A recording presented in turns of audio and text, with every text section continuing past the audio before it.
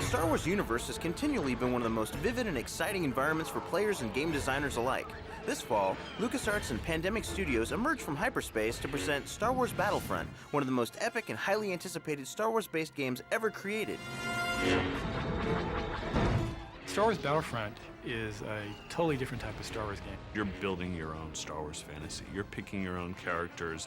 You can be a stormtrooper, a rebel pilot, a clone trooper, battle droid. Really, at the core of what this game is recreating the great battles. Any battle you've seen from any Star Wars movie will be in the game. You watch the movies for such a long time, now you get to actually play the battles in a whole new way. We've captured a command post. Star Wars Battlefront combines the best of first-person and third-person action games because you can play from both perspectives. In addition, gamers can choose from several modes of play: single player, the innovative multiplayer Galactic Conquest mode, and even online. In Galactic Conquest, what you do is you take on the role of one team or one side, for example, the Rebels, and you're trying to take over the whole galaxy. And you move from planet to planet. One part you might be a Wookiee, and then the next part you might be a droid, and the next part you might be a stormtrooper. So you have just this huge volume of material to really build your own non-linear story. This is introducing a whole new kind of gameplay for Star Wars gamers with multiplayer combat. What really makes Galactic Conquest mode exciting is that it allows up to 16 players to engage in battles online and up to 32 players over a local area network. Star Wars Battlefront is a great online game, and what makes it a blast is it gives you the ability to play your buddies in these huge epic battles. You'll log on and you'll see a list of servers that are out there. You can also start your own server. If you want to play the Battle of Hoth, it's one way to play it single player, but it's a whole new experience when you play it with your friends. I think you're going to have a huge online community that's going to be building around this game. Gamers who don't want to go the multiplayer route can select single-player skirmish mode. We also have a very robust single-player mode. It's very pick up and play. Campaign mode actually sets you up in a historical context of the Star Wars films, where you can now fight, starting with the prequels, and fight your way through the Battle of Geonosis, and then end up all the way to the Battle of Endor. That's called the historical campaign, and I think that's probably going to be the #1 way people play this game from a single-player standpoint. Destroy the shield bunker. One thing that's sure to excite fans and players alike is that Battlefront will be the very first Star Wars game to feature playable worlds from all 6 chapters of the Star Wars saga, including a never-before-seen planet from Star Wars Episode 3. It's not just classic era, it's not just new, but it's literally everything. It covers the totality of the Star Wars experience.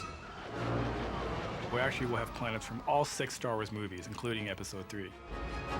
Those familiar with the iconic vehicles and weaponry in the Star Wars universe will marvel at the game's inclusion of an armada of Imperial AT-ATs, TIE fighters, and speeder bikes, as well as the workhorses of the Rebel Alliance. We have over 20 different vehicles in Star Wars Battlefront. Of course, we'll have an X-Wing, Y-Wing, TIE fighter, TIE bomber. We'll have the AT-AT, AT-ST, speeder bike. So those are some of the classic vehicles. From the new movies, we'll have the Republic gunship, some of the battle tanks like the AAT. Battlefront players will be able to take on the role of up to 4 different character types among the Star Wars galaxy's 4 largest factions: Rebel Alliance, Clone Army, Imperial Army, and Droid Army. In addition to those 4 basic classes for each side, there are 2 special classes. For the Imperials, there is an Imperial Dark Trooper. He's a sort of a beefed-up stormtrooper with a jetpack. For the battle droids, for example, there is a destroyer droid, or droideka. He's a very interesting unit. I think that's something that we can only get in a Star Wars game. One of the things that makes Rebels special are Wookiees. Everyone loves Wookiees, everyone loves Chewbacca. One of the characters you can play in the Rebels is as a Wookiee. When you're playing as a Wookiee, your special ability is the ability to repair, vehicles that are in the field. With infinite open-ended outcomes and the gamer's ability to always find a battle in progress online, the creative team behind the game has made replayability an integral factor in the game's design and appeal. This game is just jam-packed with replayability because there's no set outcome. The way you play the game determines how the game's going to end. Destroy the shield bunker. You can play every campaign as a rebel and then go back and play as an Imperial. And then in multiplayer, of course, I mean, that's where replayability really comes in. You could play this game for months and months and months on end, and you'll never repeat the exact same experience. We've captured a command post. With Episode 3, the highly anticipated final chapter in the Star Wars saga just around the corner, Star Wars Battlefront is sure to give gamers and fans alike the ultimate Star Wars experience.